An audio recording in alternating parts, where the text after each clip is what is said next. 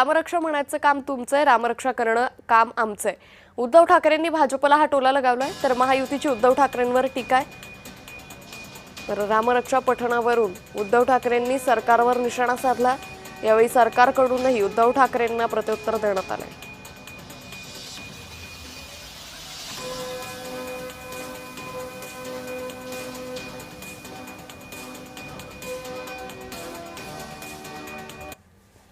मी आज त्यांच्याच गावात येऊन सांगतोय की फडणवीसजी, राम रक्षा म्हणणं जरी तुमचं काम असलं तरी राम रक्षा करणं हे आमच्या राम भक्तांचं काम आहे.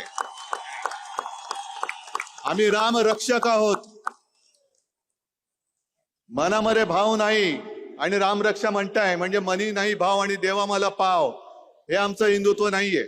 पहिल्यांदा तर मला या गोष्टीचा आनंद आहे कि उद्धवजींच्या शेवटी हे लक्षात आलं, जो राम का नहीं वो किसी काम का नहीं. त्यामुळे ते रामाकडे परत गेले, त्याबद्दल मी त्यांचं अभिनंदन करतो.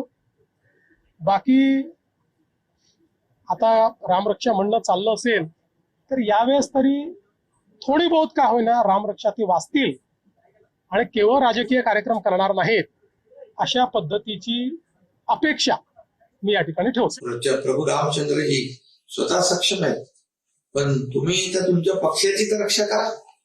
आणि प्रभू रामचंद्राने तर वडिलांच्या शब्दाखातर 14 वर्षाचा वनवास भोगला. तुम्ही तर बाळासाहेबांच्या विचार आचारसंहिता सोडून दिले. आणि म्हणून रामरक्षा म्हणण्याचा नैतिक अधिकार आहे का?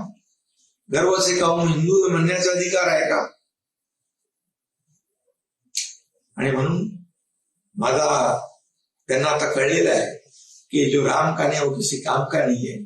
आणि म्हणून हे सगळ्या गोष्टी त्यांना आठवलेल्या आहेत.